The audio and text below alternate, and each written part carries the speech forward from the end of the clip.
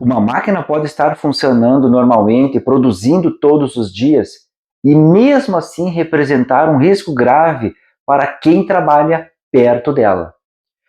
Uma força-tarefa do Ministério do Trabalho e Emprego, realizada em uma indústria frigorífica do Rio Grande do Sul, identificou máquinas com partes móveis acessíveis, zonas de perigo sem proteção adequada e problemas em dispositivos de parada de emergência.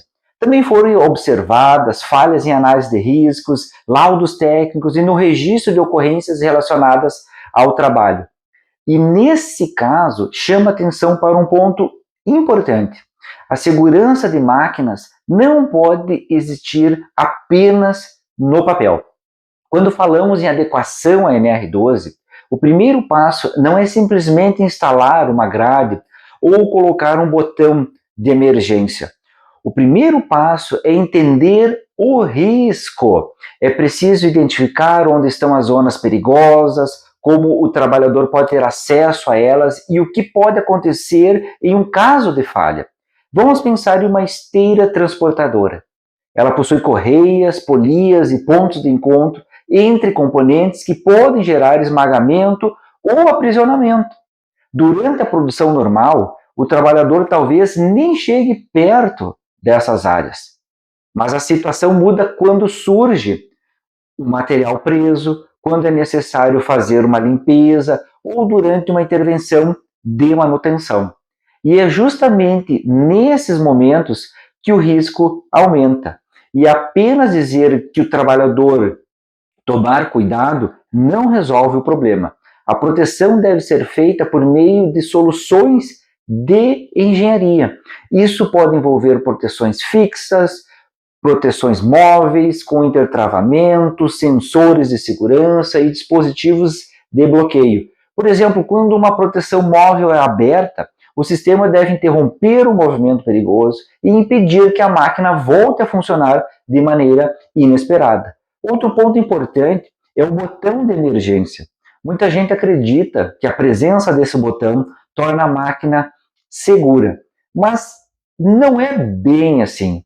O botão de emergência, ele é uma medida complementar. Ele não substitui uma proteção física e também não impede o acesso à zona de perigo. Além disso, ele depende de alguém perceber a situação, reagir e conseguir acioná-lo a tempo. Por isso, antes de qualquer limpeza, desobstrução ou manutenção, também é fundamental controlar as fontes de energia. A máquina precisa estar desligada, bloqueada e verificada.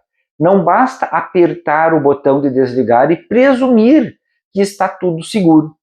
É necessário evitar uma partida inesperada ou a liberação de alguma energia armazenada. No fim, a segurança não depende de um único componente.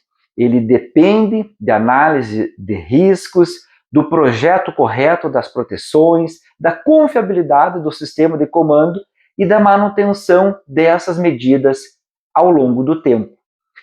Para o trabalhador, uma proteção inadequada significa exposição a movimentos perigosos, aprisionamentos e partidas inesperadas.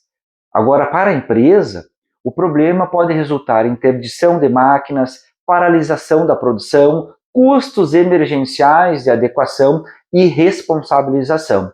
E existe ainda um impacto que nem sempre aparece imediatamente.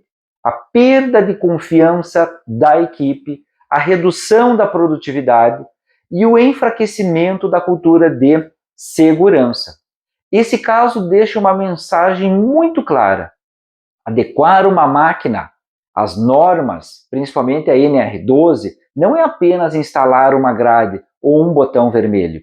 É preciso entender o risco, impedir o acesso às zonas perigosas, controlar as fontes de energia e garantir que os sistemas de segurança continuem funcionando corretamente. E na sua opinião, as empresas tratam a NR12 como uma prevenção permanente ou somente depois que ocorre uma fiscalização?